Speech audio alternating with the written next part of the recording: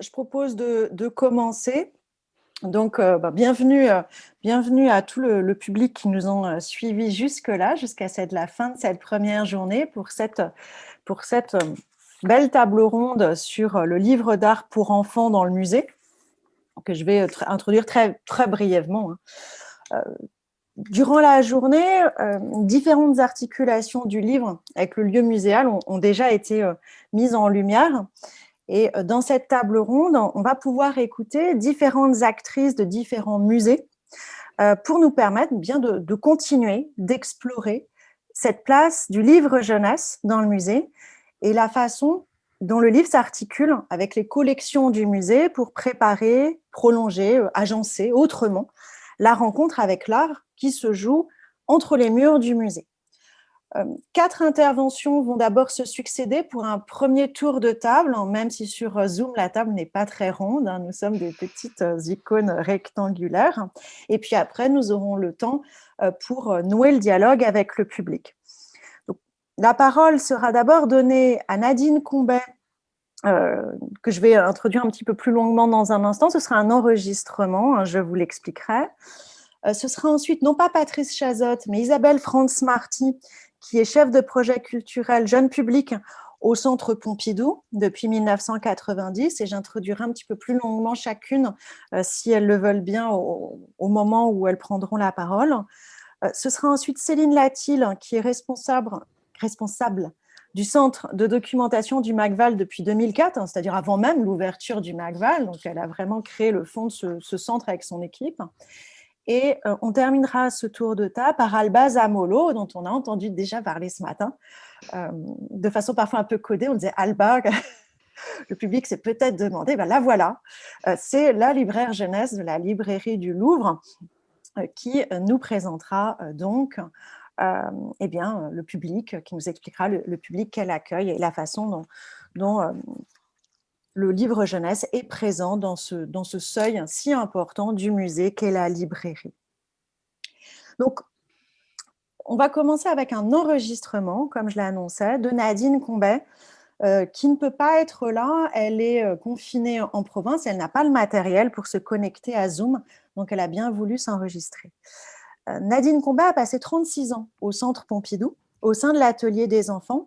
Elle y était présente depuis la création du centre jusqu'à sa retraite. Donc, elle travaillait à l'atelier des enfants. Et dans ce cadre, elle a créé la collection Révélateur qu'elle va évoquer ici, dans cet enregistrement.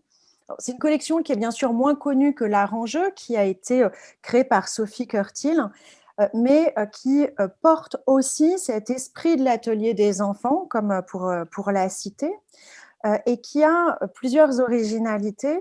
Originalité d'être un portfolio, originalité de porter sur la photographie dans les années 90. Et en plus, comme elle l'explique, ce sont des ouvrages qui sont nés d'une exposition et on retrouvera, et on a déjà trouvé, et on retrouvera ce lien entre le livre et l'exposition qui est récurrent et qui invite à une réflexion intéressante, je trouve, sur le dialogue, les écarts entre ces médiums et puis aussi entre les différents types de médiation, de mise en avant, de mise en scène plutôt, de l'œuvre d'art à l'intérieur du musée. C'est Marina, si elle le veut bien, qui va diffuser cet enregistrement, pendant que pour ma part, je vais partager mon écran. J'ai pris quelques photos des livres que j'ai de révélateurs. Les photos sont assez moches, j'en suis vraiment navrée, c'est pas du tout mon talent.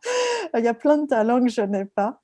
Et celui-là en fait partie, malheureusement. Donc, les livres sont bien plus beaux en vrai, vraiment. Je vous invite à les voir et je tâcherai d'en apporter demain en vrai lors de la médiathèque pour qu'on les voit un petit peu mieux que là. Bonjour Ivan Rialon, bonjour à tous. Je vous envoie cet enregistrement depuis mon lieu de confinement en province. N'ayant ici aucune archive ni aucun livre de la collection Révélateur, je vais vous relater ce que me dicte ma mémoire. Je vous prie de m'en excuser. Je vais faire de mon mieux. Comment est née la collection Révélateur ?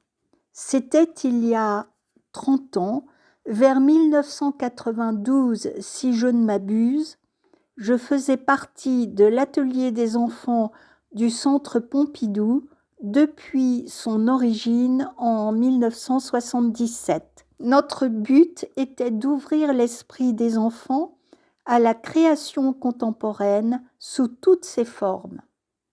Je préparais alors une exposition pour les enfants et leurs parents sur le thème de la feuille. Cette exposition regroupait des peintures, des sculptures, des installations, mais pas de photographies. C'est alors que j'ai eu la chance d'avoir la visite de Madame Chaban-Delmas, avec laquelle j'avais déjà travaillé sur un projet de livre pour enfants. Elle m'a demandé de lui écrire un projet qu'elle défendrait lors de l'assemblée annuelle des Amis du musée, qui délivrait des bourses pour des projets artistiques une fois par an. J'ai eu alors l'idée d'un livre portfolio de photographies sur les feuillages qui compléterait l'exposition atelier Feuilles. Madame Chaban-Delmas et Madame Pompidou, à qui elle avait soumis mon projet, l'ont défendu lors de cette assemblée. Et j'ai obtenu une bourse, une chance formidable. Je me suis donc attelée à ce premier ouvrage, Feuilles et feuillages, et le service édition du Centre Pompidou a permis, grâce à cette compétence, que cet ouvrage puisse sortir des presses. Cet ouvrage a eu du succès. Après l'exposition, le directeur du service édition m'a proposé d'ouvrir une collection. J'ai accepté avec joie. Je devenais directrice de collection et je me suis mise au travail avec mon collègue Max de Larmina. Chacun de nous prenait en charge la direction d'un ouvrage à tour de rôle. Je pense, si ma mémoire est bonne, que nous avons réalisé 6 ouvrages. Ces ouvrages n'ont pas réellement trouvé leur public. Il n'y avait pas suffisamment de communication et le directeur de mon département n'a pas souhaité prolonger l'aventure. Il m'était apparu à l'époque que la photographie était très peu représentée au musée, alors que cette discipline comportait de très grands artistes. C'était, je le répète, il y a 30 ans. Depuis, cela a beaucoup changé et la photo a pleinement acquis ses lettres de noblesse, particulièrement avec la création de la Maison européenne de la photographie. Je ne souhaitais pas faire un ouvrage savant qui propose à l'enfant de devenir un futur photographe. Non, je voulais l'intéresser à cette discipline, lui proposer un regard sur les photographies, lui donner envie de les admirer et de les faire siennes. La collection s'intitule d'ailleurs « Révélateur, un premier regard sur la photographie ».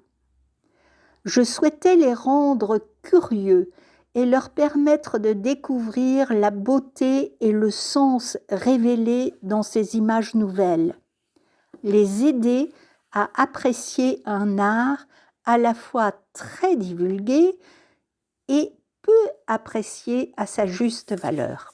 Pour susciter leur curiosité, je pensais dévoiler l'image en plusieurs étapes, découvrir à petits pas. Découvrir par un jeu de correspondance avec une phrase poétique et par un jeu de fenêtres qui ne laissait entrevoir qu'une partie de l'image. Et c'est ainsi que le portfolio s'est imposé comme une évidence. Chaque photo d'un photographe faisait partie d'un paravent, si je puis dire, et alors un autre paramètre devenait lui aussi évident, le portfolio pouvait se déployer et constituer une véritable exposition dans une classe, par exemple. Ou bien un élément du portfolio, sa photo, sa phrase poétique, ses fenêtres, disposés en paravent, pouvait se transformer en triptyque, installé sur un bureau ou sur une commode, pourquoi pas. La formule du portfolio pouvait donc permettre plusieurs approches individuelles ou collectives. Le choix des photographes s'est porté sur de grands photographes appréciés d'une élite mais méconnus du grand public. Man Ray, Lartigue, Bernard Faucon, Doisneau, Arnaud Claes, pour n'en citer que quelques-uns. Mettre à la portée de tous de grandes œuvres photographiques, susciter l'observation et l'adhésion chez les petits et les grands, les ouvrir à cet art trop confidentiel. Tous, instituteurs, parents et enfants, pouvaient donc accéder à un univers méconnu, non seulement en découvrant des images superbes, mais en devenant sensibles au cadrage, au dégradé des tons de gris ou à la juxtaposition des couleurs, au grain de la photo, à l'atmosphère particulière dégagée par chaque image. Une photo, une histoire, plusieurs photos et toute une longue histoire. La phrase poétique qui fait face à la photo a une grande importance. Elle vient en contrepoint de l'image. Elle ne décrit pas l'image. Elle a un sens parallèle et complémentaire. Il s'instaure entre l'image et la phrase un jeu d'aller-retour, une danse ou un chant qui induit des éclairages différents à ce que chacun a pu ressentir à une première lecture rapide. Enfin, les fenêtres, découpées sur le rabat, sont importantes pour aiguiser la curiosité du regard et inciter l'enfant ou l'adulte à en découvrir plus. Parfois, cette petite ouverture sur une partie de la photo va provoquer, lorsqu'on tourne la page, une grande surprise, jeu d'intrigue et de dévoilement.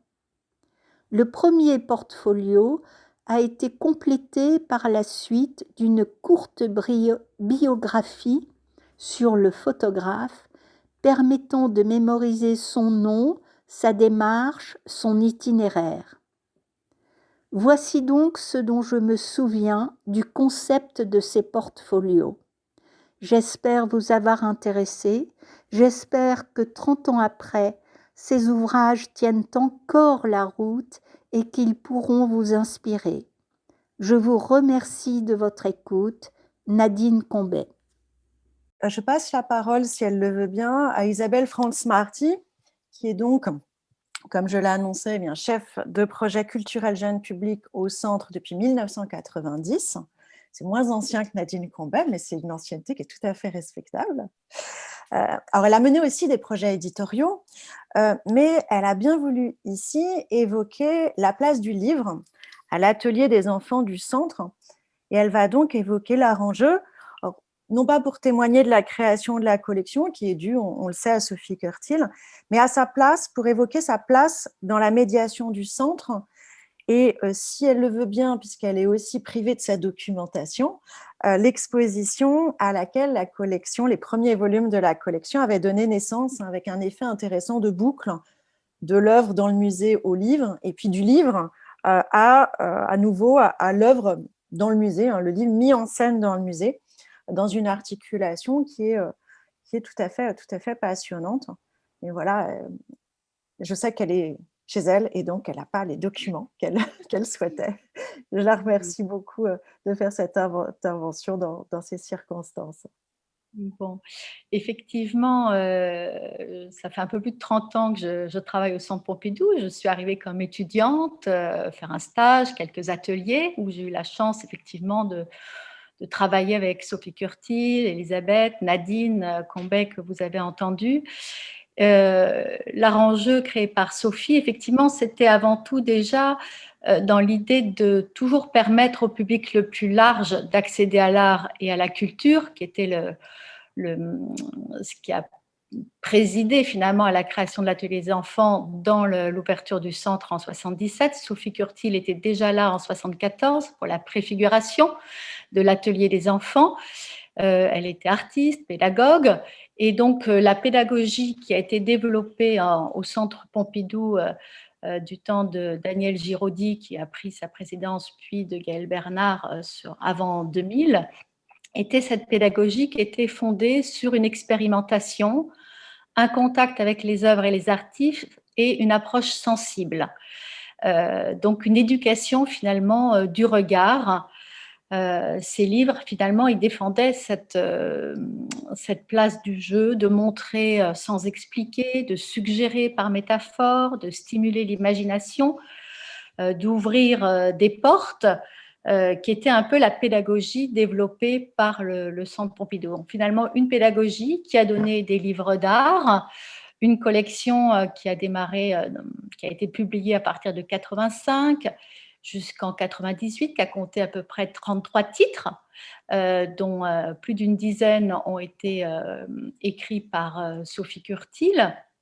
Et tous ces auteurs, finalement, tous les auteurs de l'art en jeu ont été des personnes qui travaillaient en lien direct avec les œuvres d'art devant les œuvres dans le musée aussi, donc avaient une expérience du public qui s'appuyait sur leur expérience humaine de découverte des œuvres avec un public. Le parti pris de l'art en jeu, Ivan en a parlé un petit peu, effectivement, c'est une seule œuvre, hein, c'est un choix unique d'une œuvre, et une œuvre qui va se révéler au fil des pages. Le livre propose finalement au fil de ces pages, de ces jeux de découverte, des jeux de cadrage, de pliage et autres, de révéler des éléments de l'œuvre, alors que quand vous êtes devant une œuvre, souvent l'œuvre se donne en premier dans sa globalité, et puis après, vous reconstruisez un petit peu le regard que vous avez devant l'œuvre. Le livre, tel que le voulait Sophie, c'était une façon petit à petit de découvrir, d'utiliser le livre aussi comme possibilité de s'approcher très près de la matière, du gros plan, d'avoir des détails. Je pense à un détail de Giacometti, je ne sais pas, j'en ai un là, je ne sais pas si on le voit, un très très gros plan de la matière, ce qu'on ne peut pas forcément faire au musée, puisqu'il y a une mise à distance naturelle, ou de voir des coulures, enfin de jouer finalement avec le zoom, la matérialité de la peinture, que bien sûr on n'a pas de la même façon dans son approche au musée. Mais ces livres à destination des enfants, d'un jeune public, bien entendu, ce sont des parents qui les achètent, des bibliothécaires, et au bout d'un moment, il y a eu une demande aussi de comment on peut les faire sortir, comment on peut les faire vivre, comment on peut les utiliser. Et c'est à peu près à ce moment-là où j'ai intégré l'équipe, et on a réfléchi à des ateliers autour de ces ouvrages, montrer finalement que dans ces livres, il y avait plein de pistes de lecture et des pistes, enfin des fils finalement à dérouler pour des ateliers. Chaque livre proposait déjà, on ne peut pas tout dire bien entendu, donc c'est une entrée qui essaye d'ouvrir des portes, qui va se focaliser sur un geste, sur la matière, sur un contact avec l'œuvre qui va se révéler et se découvrir qu'à la fin. Il y a un peu de texte qui va contextualiser ou permettre des allers-retours, des trajets entre l'œil, des stimulations, parfois des photographies qui vont permettre là aussi de susciter l'imaginaire de l'enfant et de créer un dialogue finalement pour l'œuvre.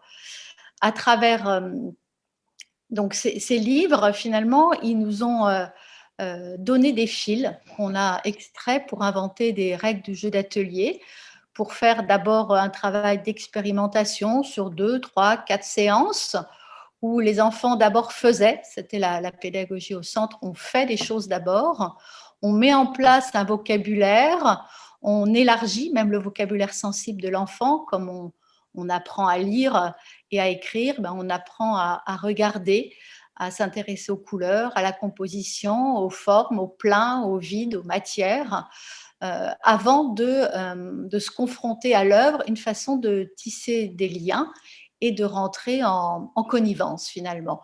Il ne s'agit pas de copier l'œuvre, qu'on va voir justement à la fin, ce qui évite cet aspect-là, mais de tisser des liens pour que l'enfant soit familier ou ait des choses à dire en fonction de sa propre expérience d'atelier. Finalement, on se sert de son expérience pour lui ouvrir le regard et le champ des possibles devant les œuvres.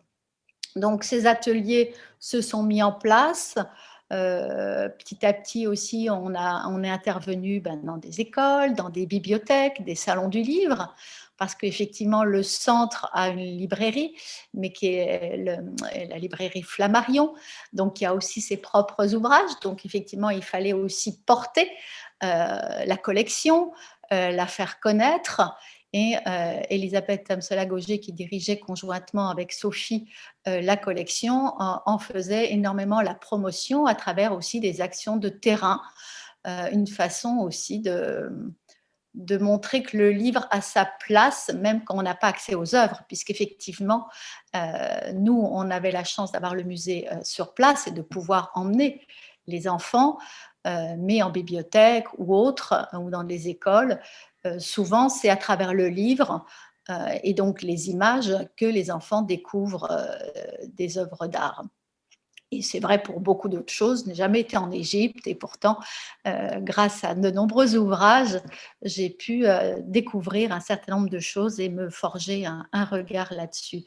Donc des ateliers, des interventions, même des programmes de formation destinés à des bibliothécaires, enseignants, animateurs de centres ou de maisons de jeunes qui voulaient effectivement qu'on les aide à comprendre comment on pouvait se servir de l'ouvrage, trouver des pistes à l'intérieur, comment on pouvait aussi aider à apprendre à voir, à regarder, à observer, sans forcément partir d'une connaissance ou d'un savoir historique. Ces livres proposent à la fin une toute petite biographie de l'artiste, parfois une autre œuvre pour certains, mais en tout cas, ils essayent d'être uniquement centrés sur l'œuvre et à partir de ce qu'on voit de l'œuvre et de ce qu'on peut imaginer dans ces images, dans ces gros plans, dans ces cadrages,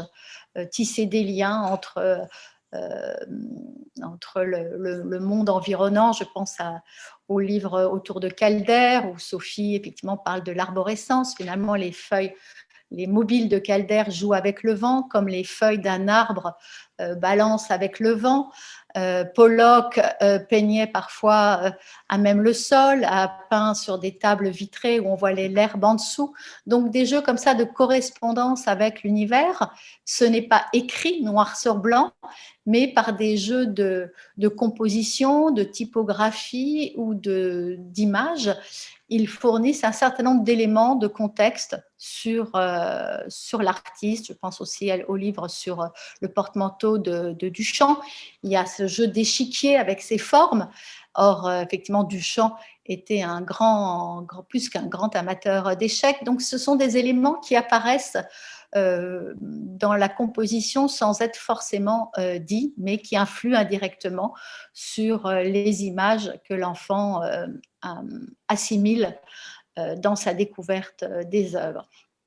Et puis de ces ateliers, ces stages de formation, il y a eu des clips vidéo aussi déclinés autour de l'art en jeu, une découverte animée des œuvres, sans texte justement, avec juste un travail musical, des créations ou l'utilisation de musique existante qui collait en rythme sur la décomposition d'un tableau autour de Miro, par exemple, avec différentes musiques, ou du boogie-boogie avec une œuvre de Mondrian, New York City. Donc un rythme musical qui accompagne le rythme visuel. Et puis effectivement, la galerie, nous avions un espace d'exposition au centre, où nous avions régulièrement des programmations, et l'envie a été à un moment donné, en 93, de faire une exposition finalement, une espèce de boucle. Cette fois-ci, les livres se mettaient en volume. L'arrangeux, c'est des livres carrés qui jouent sur des cubes qui jouaient sur des cubes dans leur visuel typographique. Et donc cette idée de rentrer dans le livre, de faire cette expérience comme on rentre dans un tableau, le livre étant une façon là aussi de décrypter l'œuvre, de rentrer dedans. Et donc quatre ouvrages se sont prêtés au jeu. Le Bleu d'œuf de Miro, le Pépin géant de Harpe, la Tour Eiffel de Delaunay et le Bleu de ciel de Kandinsky. C'était un gros travail de coproduction avec d'ailleurs des bibliothécaires aussi jeunesse. Je me souviens de Levallois-Perret, Virginia Paresse, je crois, c'est le seul nom dont je me souviens. Et puis la ville de Toulouse. Enfin voilà, ça a été une coproduction assez importante pour l'époque. Et cette exposition a itinéré effectivement en France et à l'étranger pendant quelques années avant de s'arrêter. Je parlais des auteurs tout à l'heure. Il y a effectivement une quinzaine d'auteurs. Tous sont effectivement, j'avais dit, des personnes qui travaillaient au Centre Pompidou dans les collections du musée, que ce soit Catherine Prats, que ce soit ou qui étaient artistes comme Miloche, qui a fait plusieurs livres, ou Denis Jourdain, Christophe Domino, Richard Nicolas, et Elisabeth, qui a fait quelques ouvrages. La collection, à un moment donné, s'est arrêtée, je crois en 98, je crois avec le Torres Garcia. Entre-temps, il y en avait un en préparation qui était autour de Niki de Saint-Phal et Tinguely, qui a mis beaucoup de temps à sortir, qui est sorti beaucoup, beaucoup plus tard, parce qu'effectivement, on parlait tout à l'heure des droits, des problèmes de droits, de reproduction, des héritiers. Tout ça prend beaucoup de temps à gérer. Et effectivement, nous n'avons pas toujours eu les autorisations facilement pour exploiter certains livres et avoir des droits minimum à payer, je crois. Et puis, parallèlement à Révélateur, Elisabeth Auger avait aussi commencé à réfléchir sur une autre collection qui a été Zigzart. Il y a eu 6 titres, et là aussi, c'est une collection qui s'est arrêtée à son décès en 2009. Et puis voilà, il y a eu d'autres expériences comme à l'atelier des éditions. À l'époque, Elisabeth et Sophie faisaient partie de l'atelier des enfants, du service jeune public, puisqu'on a changé de nom sur 30 ans un certain nombre de fois. Et donc, elles étaient responsables éditoriales comme Nadine Combet au sein de l'espace jeunesse, ce qui n'empêchait pas qu'il y avait un service éditorial en plus. Depuis le départ de Sophie et le décès d'Elisabeth, c'est sûr qu'il n'y a pas eu de nouveaux postes créés à l'intérieur du service jeune public. Les éditions ont repris, ont continué à faire des éditions jeunesse. Il y a eu des albums avec des stickers, il y a eu des coproductions avec d'autres maisons d'édition ou des titres faits avec le MoMA. Un certain nombre de choses. Quelques expériences ont été faites à l'occasion d'expositions de la Galerie des Enfants. Autour de Hérault, on a vu un grand atelier mécacolage, et donc il y a eu un ouvrage qui s'appelait pas comme à l'atelier, mais le mercredi, un atelier le mercredi ou quelque chose comme ça, qui était un ouvrage un peu unique. Il y a eu avant un comme à l'atelier avec Nathalie Crasset, avec Komagata, à l'occasion d'expériences aussi à la Galerie des Enfants. Il y a eu un ouvrage qui est sorti avec Yann Kopp au moment où on a eu un projet aussi à la Galerie des Enfants, un ouvrage plus là, grand public.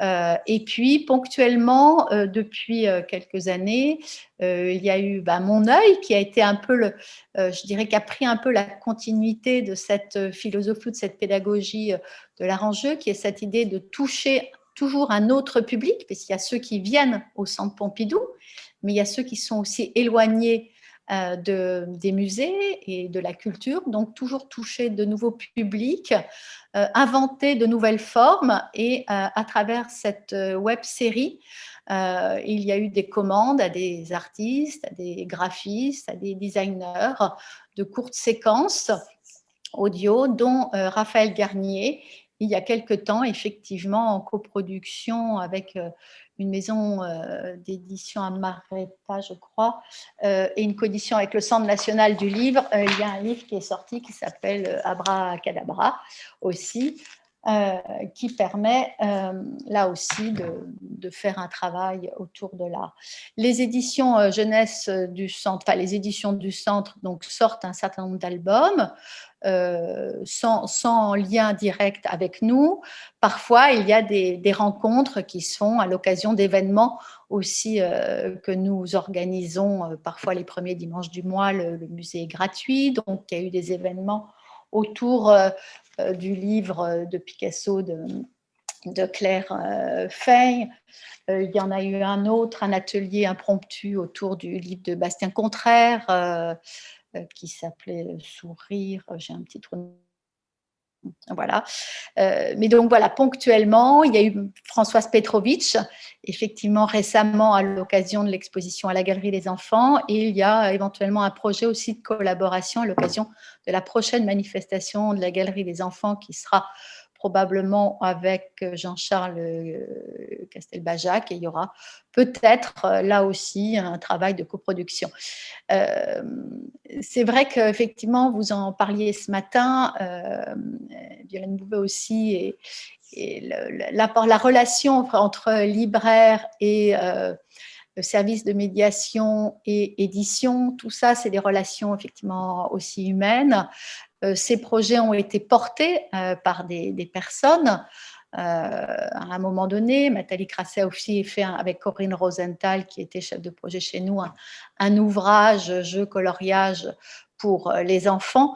Voilà, il s'agit souvent de rencontres, mais effectivement, le temps de l'édition n'est pas forcément notre temps à nous, et du coup, voilà, ça demande un petit peu plus de temps aujourd'hui, puisque c'est plus au sein même de notre service, mais il y a des volontés, voilà, qui vont se remettre en place. Donc voilà, des ateliers qui se sont créés, donc voilà, inventer des règles de jeu, promouvoir le livre qui a sa place sur les rayonnages des bibliothécaires, des livres pour les petits et les grands, parce qu'évidemment, un jeune enfant ne lit pas, mais il regarde les images. D'ailleurs, suivant les auteurs, il y a plus ou moins de textes.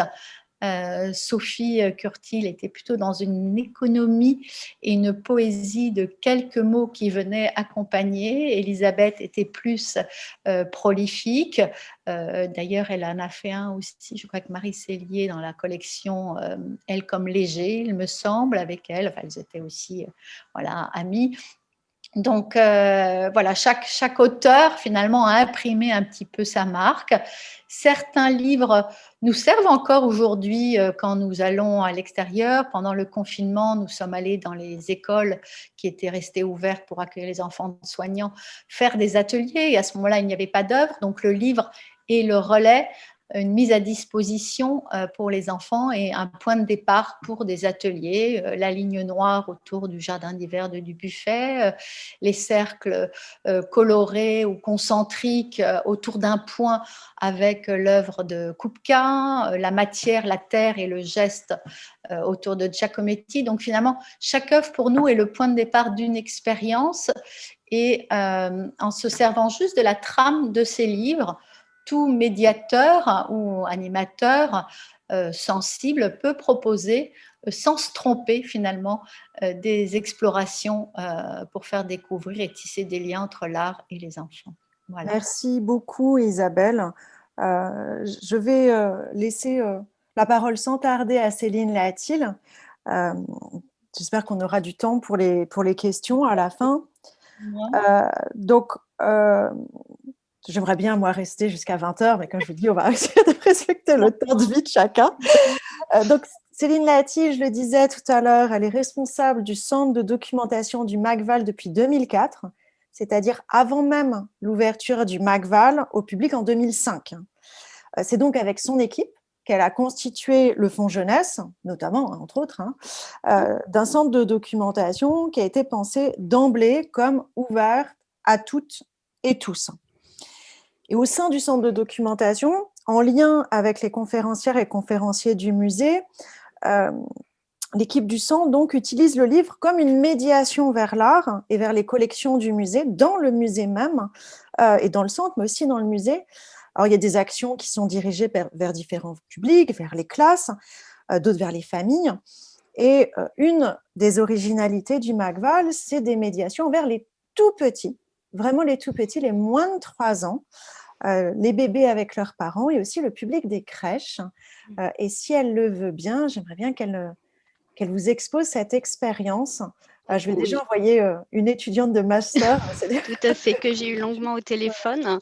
Je vais partager, si c'est possible. En fait, j'ai fait un tout petit...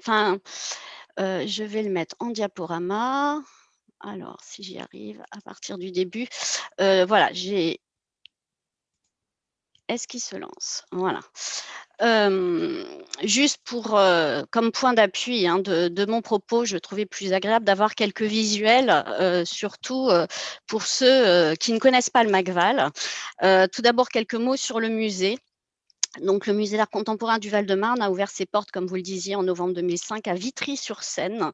C'est une initiative du conseil départemental du Val-de-Marne. Sa collection est issue du Fonds départemental d'art contemporain du Val-de-Marne, qui avait été créé en 1982 et dont l'objectif principal était le soutien à la création artistique. C'est le seul musée à être exclusivement consacré à la scène artistique en France depuis les années 50.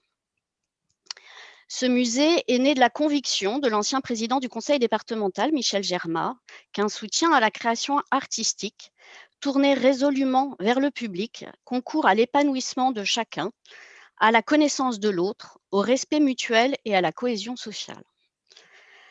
D'où l'implantation du musée dans la banlieue sud de Paris, dans une ville avec de nombreux quartiers politiques de la ville et dont la population n'a pas l'habitude ou n'avait pas l'habitude de fréquenter les musées. Donc, plus qu'un projet culturel, ce fut d'emblée un projet social. Et le musée a été pensé comme un lieu de vie tout autant qu'un lieu patrimonial. Alors là, je vous montre quelques visuels de notre exposition de la collection qui a été inaugurée en mars dernier et qui a peu profité au public depuis, hélas, pour vous montrer quand même ces grands espaces. Voilà, quelques visuels et puis, surtout, en plus des espaces d'exposition, il y a un grand jardin, un magnifique jardin qui est aussi un lieu, d'exposition, d'œuvres diverses, mais un lieu de vie pour les habitants du quartier qui fréquentent, le jardin et pas forcément le musée d'ailleurs. Voilà, un restaurant très agréable l'été avec une très jolie terrasse. Donc, un auditorium, des ateliers pédagogiques. Nous avons aussi des logements pour accueillir des artistes en résidence et un centre de documentation qui, comme vous le disiez, a été pensé, alors qui était au premier étage du bâtiment, qui a été pensé comme un lieu ouvert à tous. Ce qui est à la fois formidable et qui est une gageure puisque, comme je vais vous le montrer, nous avons une magnifique, mais unique salle de lecture pour accueillir tous les publics. Et donc, se côtoient dans les mêmes espaces quasiment, d'un chercheur d'un côté et des enfants parfois à l'autre bout. Donc, le centre de doc se devait d'accueillir tout autant les chercheurs et les spécialistes que les habitants du quartier et les visiteurs du musée, dont les familles avec des enfants. Donc, nous avons aménagé cet espace jeunesse. L'idée de départ était de constituer un fonds de référence en art contemporain. L'édition dans ce domaine était très limitée il y a 15 ans, donc nous avons acquis des ouvrages traitant aussi de la période moderne et sur l'histoire de l'art plus largement. Ce fonds s'adresse autant aux enfants qu'à leurs parents, mais aussi aux professionnels travaillant avec des enfants, enseignants, animateurs de centres de loisirs, etc., qui souhaitent des conseils. Nous essayons donc d'acquérir des ouvrages pour les différents âges, des tout petits aux adolescents, avec même la création ces dernières années d'un fonds de bande dessinée. Donc, nous avons commencé par acquérir de façon très classique des documentaires qui traitaient d'art contemporain, d'histoire de l'art, mais aussi des albums dont nous trouvions le travail graphique et plastique intéressant et sur des thématiques en lien avec les expositions présentées au musée. Des livres d'activité, et puis des fictions, dont la collection dont on a déjà parlé, Pont des Arts, Les L'Envers, des bandes dessinées. Et puis, nous en avons parlé aujourd'hui, nous avons constitué un fonds de livres tactiles au point de départ, en pensant à un public effectivement d'enfants non-voyants et malvoyants. Et je vais vous expliquer qu'en fait, qu'on utilise beaucoup ces livres pour la médiation avec les plus jeunes. Mais ça, j'en reparlerai. Alors, juste un mot sur un fonds très particulier, puisque notre travail autour de l'album est lié également à une action phare du conseil départemental du Val-de-Marne pour la petite enfance et la culture, une action qui s'appelle « Un livre pour grandir ». Donc, depuis 1990, le département accorde chaque année une aide à la création littéraire jeunesse à un auteur. L'album choisi est ensuite offert à tous les enfants qui naissent dans le département. Ce qui représente en fait l'acquisition par le département d'environ 20 000 ouvrages qui sont diffusés via les PMI ou envoyés aux familles. L'album est accompagné d'une exposition itinérante qui tourne dans les bibliothèques, les crèches. Alors le département gère en direct 70 crèches départementales, mais aussi les 87 crèches municipales, dans les centres de PMI et les écoles maternelles. Nous avons ces albums dans notre fonds et nous les utilisons aussi pour des actions de médiation. Donc là, je vous montre deux albums un peu anciens, le Tuilé et le Saferstein.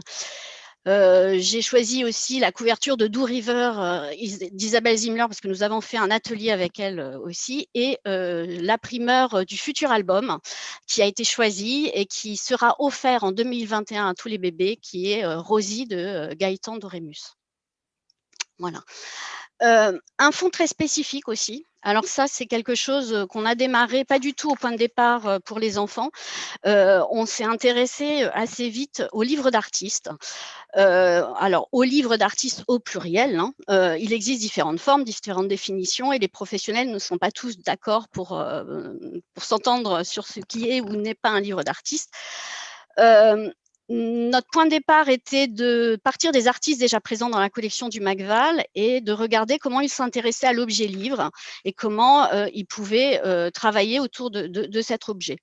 Nous ne nous arrêtons pas pour ce fonds à une forme précise, mais nous acquérons des pièces très variées, des livres illustrés, des livres de dialogue, des livres objets, des livres d'artistes contemporains, que ce soit des artistes comme Christian Boltanski ou Claude Kloski, dont je vous montre deux couvertures, mais aussi des pièces plus anciennes, comme là, cet exemplaire d'Oreilles gardées, édité de Jean Dubuffet, édité en 1962, ou l'une de nos dernières acquisitions, ce très beau The End de Jonathan Monk.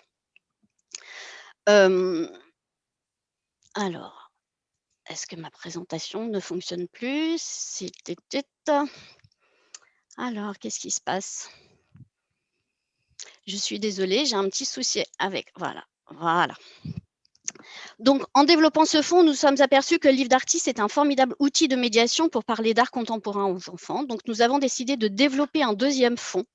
Il s'agit de livres que nous achetons vraiment dans un objectif de médiation, pas forcément en lien avec les artistes de la collection. L'idée est d'avoir des formes très diverses, dans des matériaux et des techniques très différentes aussi, afin de montrer que le livre est un espace de création plastique en soi. Nous sommes bien sûr partis des classiques comme Bruno Munari, Katsumi Komagata, nous avons beaucoup fréquenté et rencontré Elisabeth Lortic, les Trois Ours à l'époque, mais aussi les Varja Lavater ou Utana Oban. Dans ce fonds, nous acquérons des pièces qui sont parfois des livres pensés pour les enfants, mais aussi des livres d'artistes pas forcément pensés pour les enfants, mais que nous utilisons avec les enfants. Donc, je vous ai mis quelques exemples comme Philippe Huget, qui est quand même qui crée de magnifiques livres pop-up. Alors, à gauche, une pièce originale, c'est-à-dire le livre d'artiste qu'il a créé. Donc là, c'est Robopop, la version 2013, limitée à 100 exemplaires. Et à droite, la version jeunesse, éditée par les grandes personnes en 2018. On a une passion pour les très très beaux Leporello en bois gravé que nous utilisons beaucoup avec les plus jeunes, de Julia Chausson. Donc une version de Boucle d'Or et les Trois Ours en bois gravé de 2009 et la version éditée par Actes Sud Junior en 2012.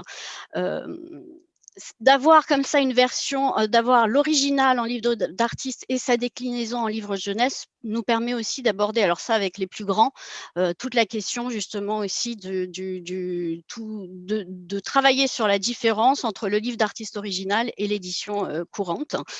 Et puis alors juste aussi pour ne citer que le duo Issi-Nori que nous on a découvert quand ils étaient encore aux Arts Déco à Strasbourg et dont nous avons acheté les premiers livres à l'époque, les premiers pop-up en sérigraphie et qui aujourd'hui eh bien, font une magnifique carrière. Et je vous ai montré l'exemple de l'album sorti en 2018 et puis chez Albin Michel. Alors, un petit mot des éditions, puisque du coup, le musée s'intéressant, nous avons souhaité, nous aussi, éditer des ouvrages pour les enfants. C'est parti de l'initiative, pas de notre service édition Macval, mais de l'équipe des publics et de l'équipe de conférenciers. Le premier qui est sorti était une invitation à Charles Frégé suite à une exposition en 2013 au Macval, donc c'est Léonie et les Crampous. Et ça a été suivi d'une collection dont le premier est sorti en 2017, qui est la collection Livres d'artistes jeunesse.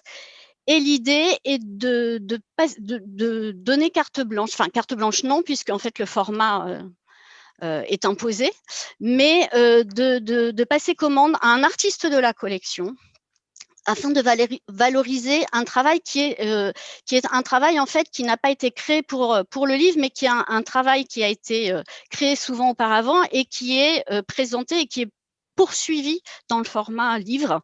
Le format est, comme je le disais, imposé. C'est un cahier d'écolier, c'est le format cahier d'écolier avec un protège-cahier transparent.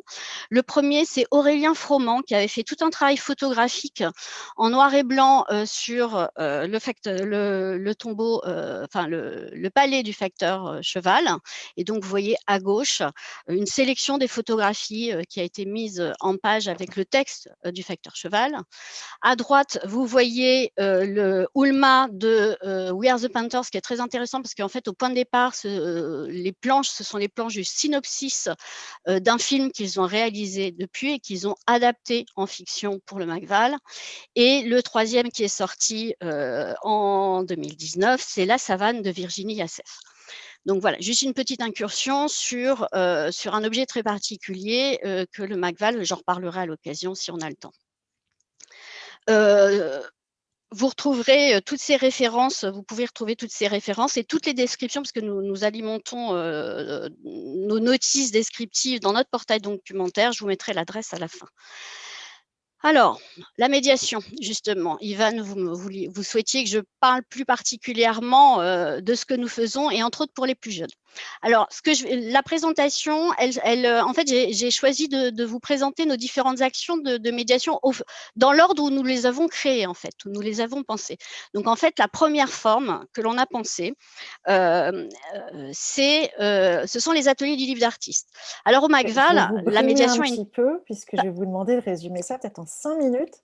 Sinon, je crains qu'Alba ne puisse pas parler, puis surtout qu'on ne puisse pas prendre de questions, ce qui serait dommage, que tout ce que vous dites est toutes les trois et bientôt toutes les quatre est très passionnant.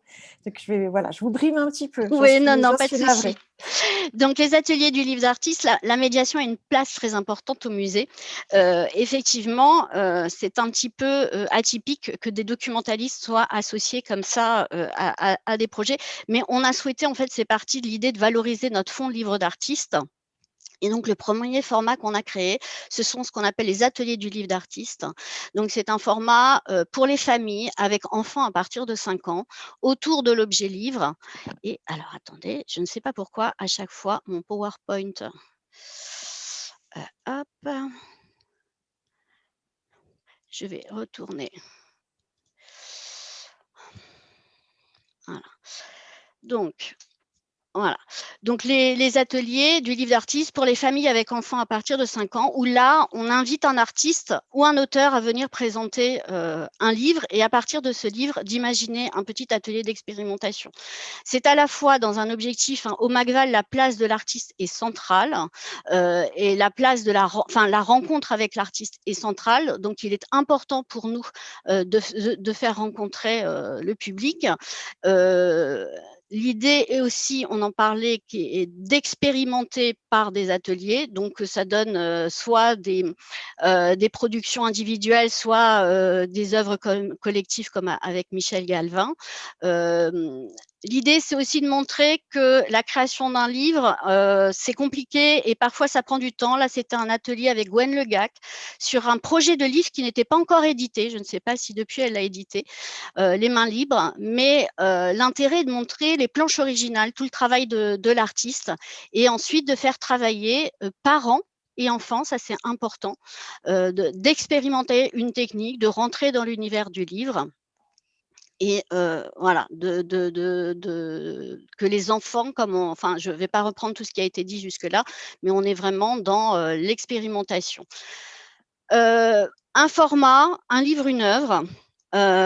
Donc là, c'est un format qui a été créé à la demande. En fait, c'était suite à un projet en 2010 avec l'Éducation nationale, qui était un projet de l'Académie de Créteil dans le cadre du plan académique de lutte contre la difficulté scolaire, qui était un concours d'imagier abécédaire pour les maternelles.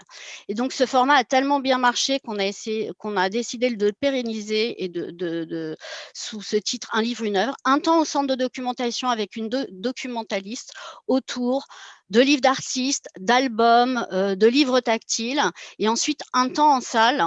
Donc, vous voyez là, par exemple, le Varja Lavater version Les doigts qui rêvent. Et ensuite, un temps en salle auprès des œuvres. Donc, à chaque fois, c'est une sélection autour d'une thématique, des synopsis que nous construisons en fonction des expositions de la collection, des expositions temporaires. Et là, le temps en salle se fait avec un conférencier. Et ce format a été décliné à l'initiative de 2 collègues de l'équipe qui ont travaillé, avant de travailler au MACVAL, en crèche et qui ont décidé de décliner ce format pour les enfants de crèche les 2-3 ans. Et ça s'appelle Promenons-nous dans le musée. Et ce projet, il est d'autant plus intéressant. On parlait de formation des médiateurs. Et là, c'est un projet qui se décline en 2 temps, c'est-à-dire un temps d'abord avec les personnels de crèche que nous formons, en fait, que nous accompagnons dans la découverte du musée, dans la découverte de l'art contemporain. Et ce sont ensuite ces personnels qui constituent les groupes d'enfants, des petits groupes de 8, qui choisissent les synopsis, éventuellement, si elles ont eu un coup de cœur pour un livre ou une œuvre, qui vont dire « Ah, moi, j'aimerais bien que l'on présente telle œuvre ou tel livre ». Et ensuite, la documentaliste part en salle, découvrir les œuvres après les livres, et toujours dans cette approche sensorielle et de découverte aussi du musée, qui peut être un lieu un peu impressionnant pour les plus petits. Je vous montrais ces volumes. Et donc, on ne peut pas toucher les œuvres, on a pu toucher les livres avant. Et la découverte, par exemple, là, c'était une œuvre en paillettes. Eh bien, on ne peut pas toucher les paillettes, mais du coup, on va avoir une petite boîte avec différents matériaux. Et le dernier format qu'on a créé, qui a été lancé en octobre 2018, c'est le format bébé au MACVAL pour les 8-36 mois. C'est un projet de travail d'à peu près 1 an entre conférenciers et centre de documentation, puisque c'est un projet où voilà, il y avait beaucoup de réticences, y compris au sein des équipes, de l'intérêt de visite pour des enfants aussi jeunes.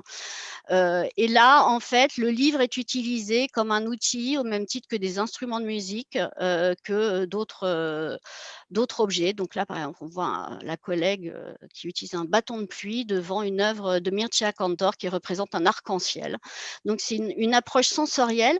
Et ces visites, elles s'adressent, donc c'est des tout petits groupes, hein, en temps normal 8 bébés actuellement, enfin juste avant le confinement 5 bébés, mais c'est à la fois une approche sensorielle et c'est pour les bébés, mais aussi pour leurs parents. C'est-à-dire on avait une vraie demande de parents qui disaient: mais est-ce que je peux venir au musée avec un bébé, comment je peux justement ouvrir mon petit à l'art, au musée, etc. Donc en fait, l'idée, c'est de décomplexer le rapport au musée et à l'art, y compris pour les parents, et de leur donner des clés pour accompagner. Donc les parents sont très acteurs de la visite, et l'idée, c'est de leur donner des clés pour accompagner la découverte de l'art, donc avec des enfants tout petits, 8-36 mois, avec une documentaliste et une conférencière. Voilà, j'ai écourté au plus vite, je suis désolée. Merci de votre attention, et si vous souhaitez me recontacter, n'hésitez pas. Merci beaucoup de ce panorama tout à fait complet et très intéressant des actions du MACVAL. Le site est en effet, le portail du centre de documentation donne en effet beaucoup de documents, donc il faut vraiment s'y plonger pour avoir des informations complémentaires. C'est très, très détaillé souvent. Et je laisse enfin la parole à Alba Zamolo pour terminer ce tour de table, qui est libraire jeunesse à la librairie du Louvre. La librairie du Louvre, elle est gérée par la Réunion des musées nationaux. Elle est entrée à la librairie du Louvre au milieu des années 90, si je ne me trompe pas. Et elle est aussi la commissaire jeunesse depuis 5 ans maintenant, du Festival international du livre d'art et du film. Et je souhaitais vivement qu'une libraire soit associée à nos réflexions, puisque la librairie de musée, notamment, c'est un seuil de la visite au musée. On peut se tourner vers elle à la recherche d'un guide, mais surtout, on y cherche un souvenir de visite. Je pense que c'est un incontournable avec les enfants. Et la librairie du Louvre, ce n'est pas non plus n'importe quelle librairie, c'est une librairie de référence pour le livre d'art. Et c'est ainsi un poste d'observation très intéressant pour savoir ce que les familles recherchent en matière de livres jeunesse, en lien ou non avec une visite d'ailleurs. Et c'est aussi un lieu de médiation de l'art. Donc, je remercie beaucoup Alba Zamolo d'avoir bien voulu être avec nous ce soir, et je lui laisse aussitôt la parole si elle est bien là, car je Oui. la vois. Ah, là, voilà. Oui. Merci Alba, je vous laisse la Oui. parole. Bonjour, bonsoir à tous. Et tout d'abord, merci à Violaine et à Nathalie de m'avoir présenté ce matin, avec qui je collabore régulièrement, que ce soit dans les ateliers ou les animations, ou avec Violaine dans des discussions à bâton rompu sur les livres. Effectivement, la librairie jeunesse du Louvre, qui fait partie de la librairie générale, est une librairie assez importante puisqu'elle représente plus de 80 mètres carrés destinés simplement à la jeunesse, plus 2 pôles de 20 mètres carrés qui se trouvent en bas. Ce qui est intéressant, je ne vais pas vous noyer dans les chiffres, mais c'est juste pour vous donner un petit ordre de grandeur. Le chiffre d'affaires de la librairie jeunesse, livres plus produits, représente 48% du chiffre d'affaires de la librairie en général. Donc, c'est quand même assez conséquent. Et une chose très intéressante depuis le Covid, qui est très intéressant pour nous, c'est que nous avons malheureusement perdu notre public étranger, mais nous avons gagné regagné notre public francilien et français. Et de cela, une nouvelle approche des questions et autres m'a permis de voir un petit peu comment le public, ce que vient chercher le public dans une librairie, puisque nous sommes là, effectivement, c'est nous qui allons proposer les livres d'art, les livres. Ce qui est intéressant, c'est que maintenant, la plupart des gens préparent en amont encore plus leur visite au musée pour avoir pas simplement une première, ils essayent de vraiment préparer l'enfant très jeune pour leur première visite au musée. C'est quelque chose d'un petit peu nouveau. Ça existait déjà, mais on voit que petit à petit, ça prend. Donc, on a un grand questionnement sur comment, même puisqu'on parlait de tout petits, comment, avec des tout petits enfants, on peut aborder le musée. Donc, effectivement, ce matin, on parlait de Timothée visite le Louvre, qui est une première approche, en fin de compte, de la visite d'un musée, mais qui peut être aussi le premier imagier du Louvre, hein, qui est édité chez Grund. Donc, nous avons comme ça toute une série d'ouvrages que l'on peut proposer.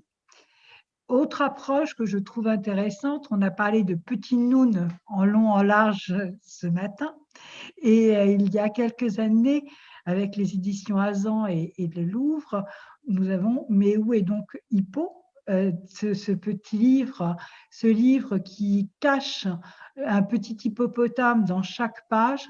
Je suis désolée, moi aussi, je n'ai pas mon matériel puisque je suis chez moi, mais qui permet, en fin de compte, à l'enfant de bien aller chercher le petit hippo et de retrouver ce petit hippopotame, et ainsi de regarder l'œuvre dans son ensemble et de pouvoir prendre bien la dimension de l'œuvre. Ce qui est intéressant, c'est aussi de proposer aux parents comment détourner, si vous voulez, voilà. Comment détourner la lecture de ce livre. On peut le faire en deux manières, c'est-à-dire d'une part aller chercher le petit hippo dans l'œuvre en regardant le livre, mais on peut s'en servir comme visite dans le musée, puisqu'on peut aller chercher les œuvres dans le musée où on avait trouvé le petit hippo avant. Donc, ce qui est intéressant, c'est toujours de proposer aux parents, puisque c'est eux qui achètent, comment on peut à la fois se servir du livre pour présenter une visite ou pour poursuivre la visite une fois que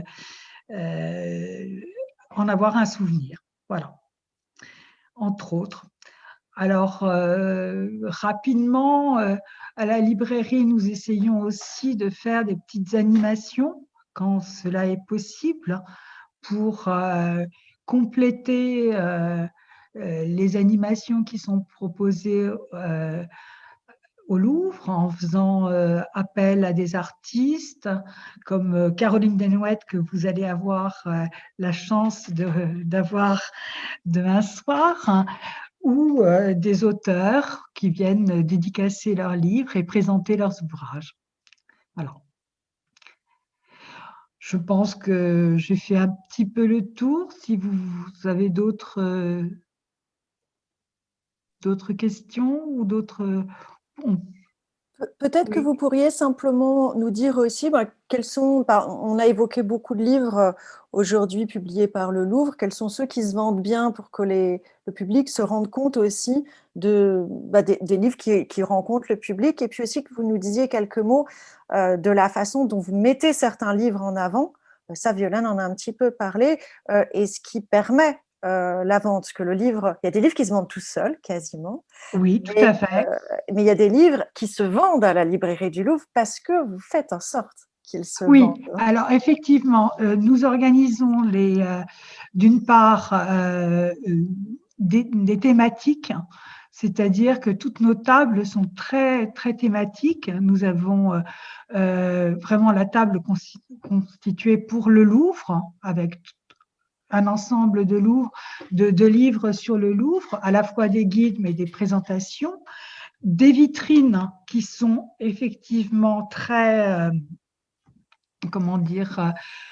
très ciblées par rapport à un thème. Nous allons faire le Petit Noun, d'autres choses très, très spécifiques, effectivement, pour emmener un public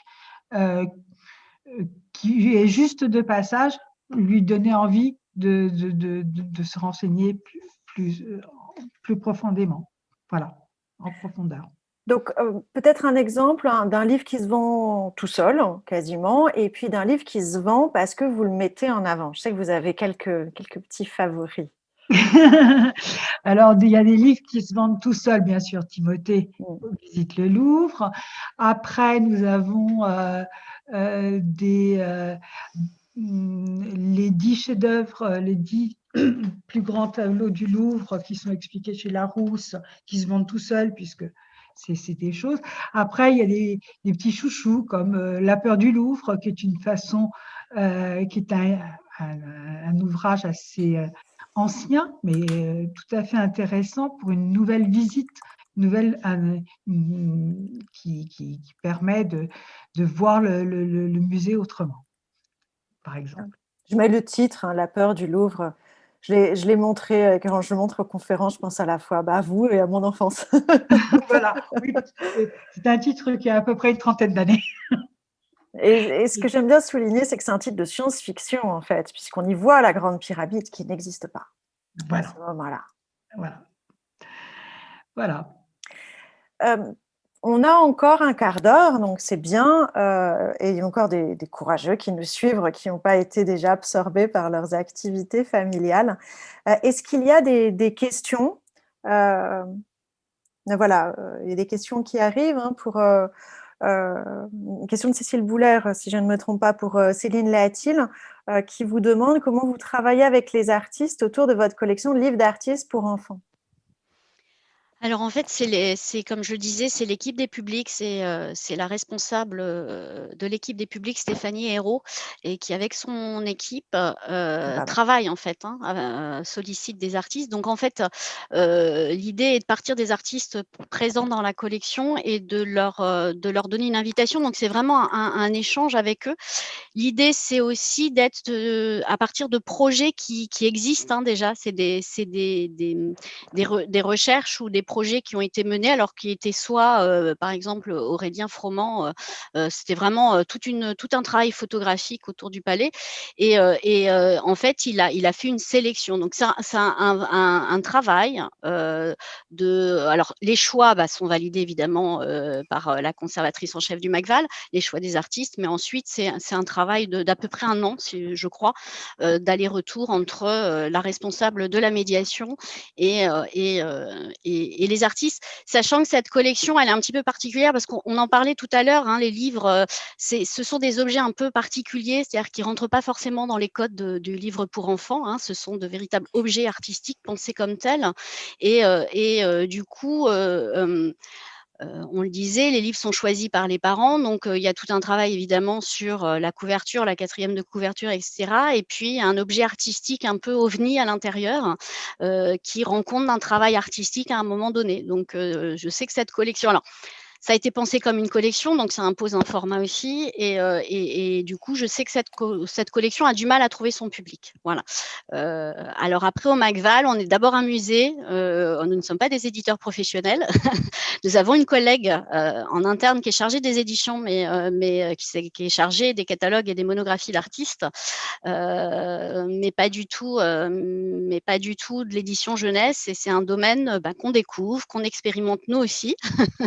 Voilà, ils ont quand même été pensés comme des outils de médiation. Nous, on a fait à chaque fois avec chaque auteur, que ce soit avec Aurélien Froment, avec le duo We Are the Painters ou avec Virginie Yassef, nous avons fait des ateliers avec eux, les ateliers du livre d'artiste.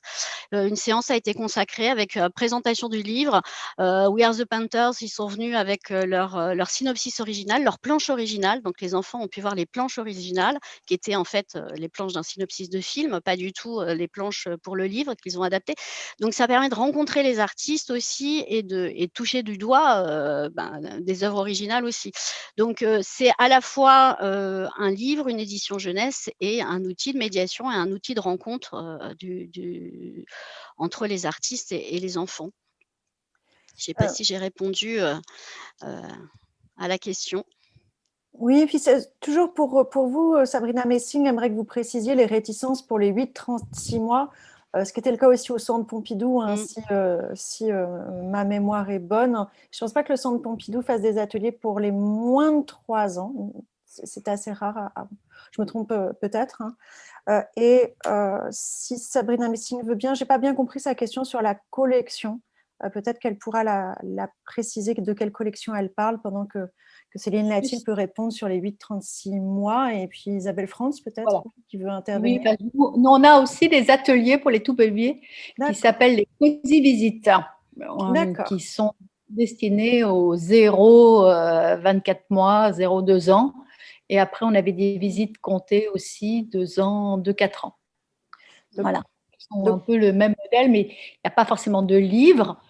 Qui est l'outil point de départ, mais c'est avec des petites chansons, des jeux dans les collections du musée. Donc, c'est plutôt parents-enfants de toutes les manières. Et il me semblait au Centre Pompidou, c'est ce que raconte Michel Gentelet, par exemple, qu'il y avait eu des réticences au début pour accueillir les plus petits. Est-ce que vous avez ce souvenir-là également ?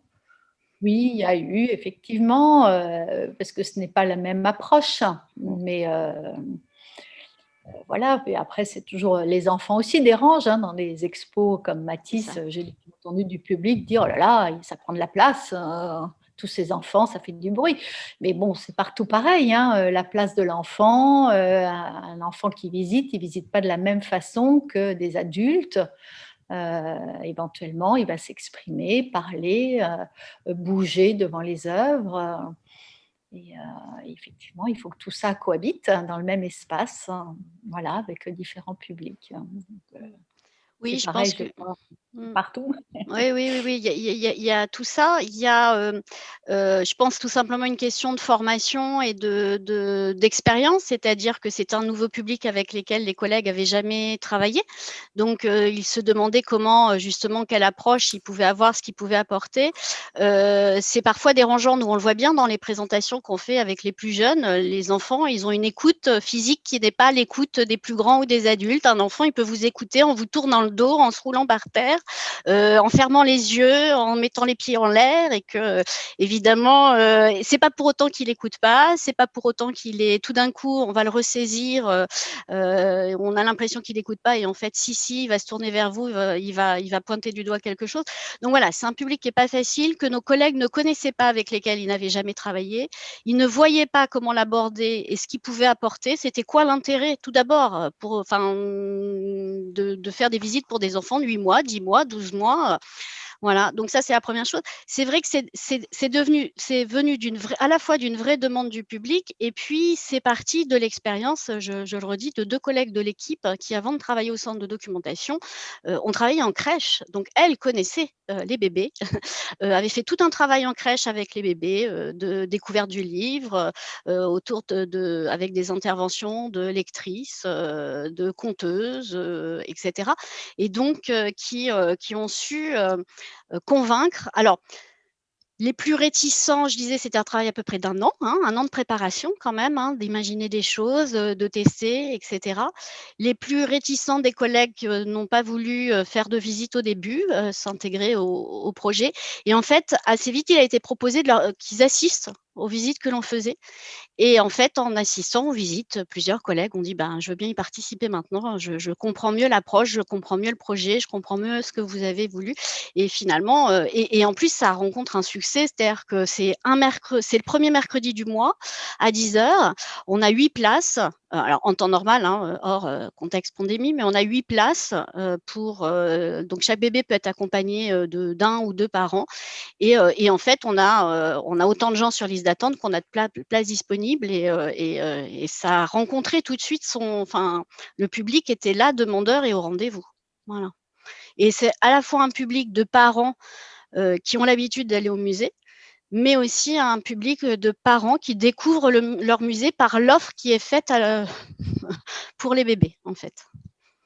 Oui, je crois que pour tout le monde, c'est à travers les enfants, on touche aussi des parents qui redécouvrent l'art d'une autre façon, ou qui, effectivement, une autre approche, surtout dans l'art moderne et contemporain, où ils sont parfois déroutés et ils n'osent pas forcément l'exprimer. Et donc, à travers les remarques de leur enfant ou ces visites qui offrent une autre expérience, parfois par le son, par le corps ou par quelques mots ou des outils, puisque nous, on a aussi parfois créé des outils pour accompagner les visites, une autre approche qui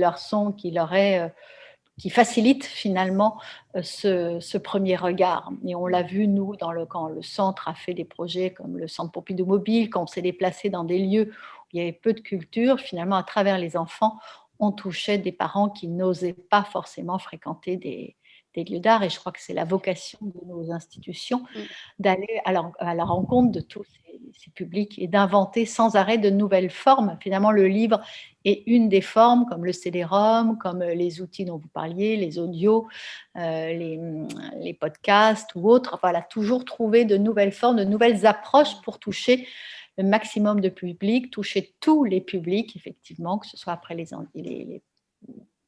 malvoyants, les malentendants ou autres. Enfin, finalement, ça sert à tous à chaque fois de renouveler les approches, quel que soit le public. Et est-ce que, Alba, à la librairie, vous avez aussi ce sentiment que les parents, finalement, passent par les enfants pour nouer un rapport renouvelé ou nouveau avec la culture? Parce qu'on l'a dit, le Louvre est un musée différent par rapport au Macval, par rapport au Centre Pompidou aussi. Est-ce que les demandes sont plus classiques, le public plus classique, ou est-ce que vous trouvez des éléments similaires à ce qu'expliquent Céline et Isabelle? Exactement, oui. C'est ce que j'allais dire, c'est qu'on se rend compte que beaucoup justement, on a un nouveau public qui, par le truchement des enfants, vient découvrir le musée.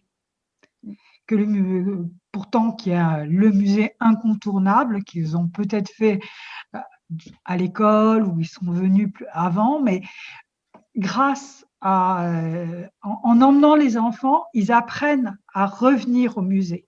C'est très intéressant, cette nouvelle approche aussi.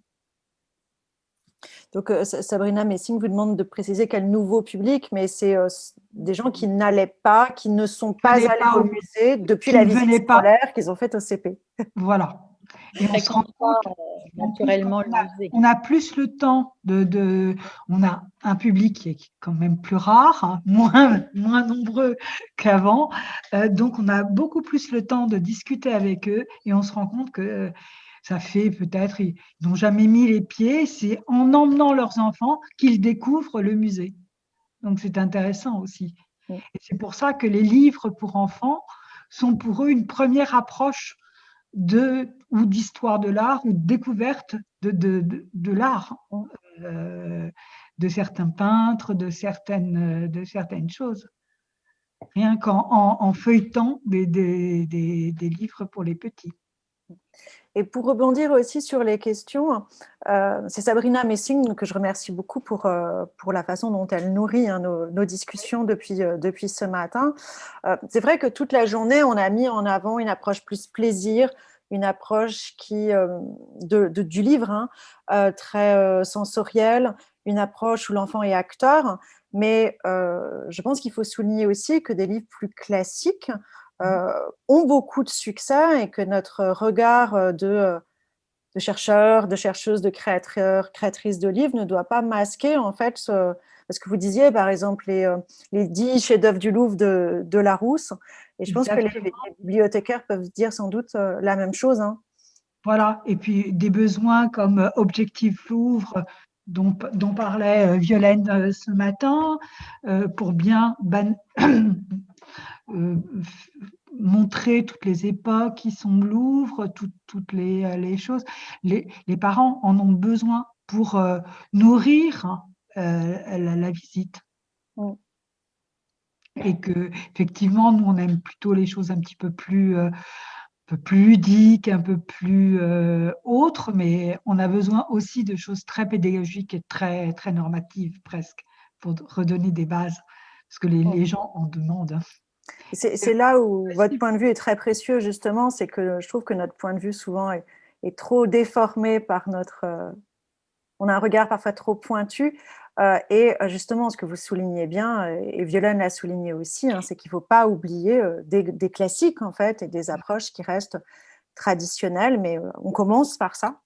Bah oui, oui, oui. Et puis c'est surtout que les parents se sentent rassurés par ces livres, hein, parce que beaucoup de gens, même quand ils osent passer la porte du Louvre et de la librairie, sont paniqués par le musée. Le musée fait peur, hein, quel qu'il soit, que ce soit d'art moderne ou un grand classique comme le Louvre. C'est vraiment une très belle démarche pour certains d'oser franchir nos portes, hein, et arriver jusqu'à nous, hein. On a encore, je trouve, un grand chemin à faire pour démocratiser encore tout ça et faire que l'entrée du musée soit quelque chose de plus fluide et plus normal, hein. C'est pour ça que chaque demande, moi j'essaye avec mes clients, si je peux, de vraiment leur montrer que on peut jouer au musée avec peut-être que rien qu'un escalier, monter et descendre les grands escaliers de Molière, c'est déjà génial. Ou jouer à cache-cache à côté des taureaux de Khorsabad, c'est peut-être pas mal non plus comme première approche, même s'il n'y a pas de livre, mais c'est déjà une belle balade. Et ça, j'aime bien leur montrer ça. Voilà. Juste pour compléter, je pense que les deux démarches ne s'opposent pas, mais se complètent. Non, C'est-à-dire au que contraire. l'apprentissage passe par le plaisir et l'envie d'apprendre. Donc, l'approche sensorielle doit être effectivement aussi, peut-être aussi à des âges différents. C'est vrai que nous, on fait un gros travail sur la petite enfance et sur la jeunesse, mais parce qu'on compte bien après les amener au musée. Ils vont revenir via les visites scolaires. Et puis ensuite, on a les ateliers Macado pour les ados. Et voilà. Et ensuite, on poursuit en recevant les étudiants, les écoles d'art, les prépas, etc. Et voilà, l'idée, c'est vraiment d'accompagner l'enfant dans son développement et dans la durée. Et on commence, alors on est un jeune musée, on n'a que 15 ans, mais on commence à voir revenir des jeunes qu'on a accueillis tout petits et qui reviennent, puisque nous, dans notre salle de lecture, comme on est ouvert en accès libre, on a beaucoup de jeunes du quartier qui viennent pour étudier et qui, pour le coup, le musée est un lieu de vie, de travail, de rencontres, comme un autre. Donc voilà, ils fréquentent le musée comme ils fréquentent la bibliothèque municipale ou d'autres lieux. Et c'est en ça que progressivement, le pari va être gagné, je pense. Oui, non, mais c'est comme ce que j'expliquais. Moi, ça fait pratiquement plus de 25 ans que je suis libraire au Louvre. J'ai vu des petits. Maintenant, ils sont parents et ils accompagnent leurs enfants. Et ça, c'est très belle. Pour moi, c'est quelque chose de très beau, quoi. De savoir que cette filiation, il y a une continuité dans ce qu'on a fait il y a 25 ans et on le retrouve encore. Les livres changent, mais nous, on reste là. C'est une très belle conclusion pour cette journée. Il est 18h, je me tiens à mon impératif Mais en tout cas, merci. d'horaire. Merci 1000 fois à toutes les trois. Je ne peux pas remercier Nadine Combet, elle est à distance, mais je compte bien la remercier aussi en lui envoyant un petit message. C'était vraiment passionnant.